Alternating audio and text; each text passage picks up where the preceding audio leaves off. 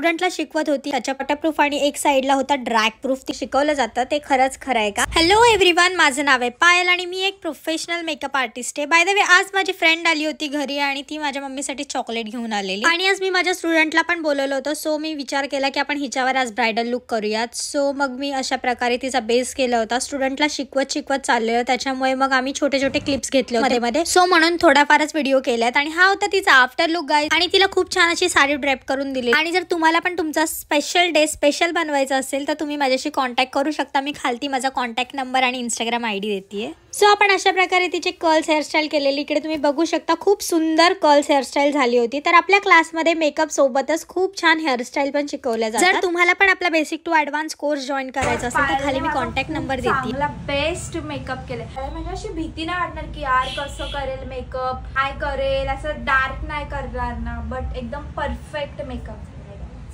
आणि सगळ्यात बेस्ट मला ती साडी ड्रॅपिंग तिची खूप आवडली बिकॉज एवढी अशी एकदम परफेक्ट, जस्ट परफेक्ट. हेअरस्टाईल तर खूपच सुंदर तुम्हाला दाखवू शकते. तुम्हाला बघूनच कळेल कर्ल्स किती सुंदर आली सिरियसली. आणि मी माझ्या स्टुडंटला शिकवत होती आज की टचअप कसा करायचा, कारण की कुंकू कधी कधी खूप लावतात, ओला लावतात. तर अशा वेळी कशा प्रकारे आपण प्रोडक्ट्सनी, कोणत्या प्रोडक्ट्सनी आणि कसं टचअप केलं पाहिजे. सो अशा प्रकारे आपला टचअप होता.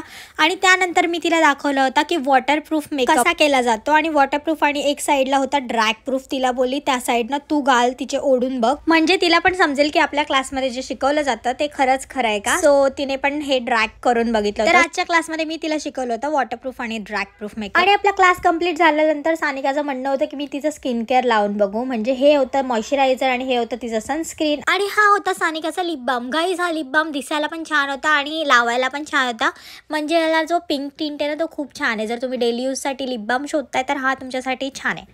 आणि जर नेक्स्ट मी तुम्हाला दाखवते हा आहे लिप ग्लॉस गाईज. पण ह्याला मी ना चिक टिंट म्हणून वापरते. सो याचा कलर होता पीच, पण त्याच्यामध्ये ना मी लिप ग्लॉसचा टिंट ॲड केला आहे. सो त्याच्यामुळे मी चिक टिंट म्हणून त्याला वापरत असते. सो हा जर तुम्हाला बाय करायचा असेल तर तुम्ही मला कमेंट करा, मी तुम्हाला लिंक शेअर करेल. सो अशा प्रकारे मी सानिकाला पण बोलली यूज करून बघ. त्यानंतर सानिकाचा सोन्याचं लायनर मी लावत होते, खूप दिवसांनी लायनर लावलेलं.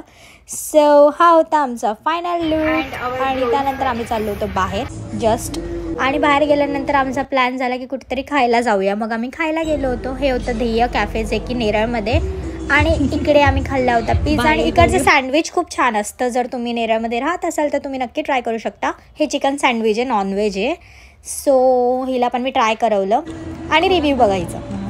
आणि आज एडिटिंग करत असताना माझ्या इकडे रिशिता आली होती, इकडे तुम्ही बघू शकता. आणि असा होता माझा आजचा दिवस. Thank you so much for watching guys. Bye bye. भेटूया नेक्स्ट व्हिडिओमध्ये. बाय.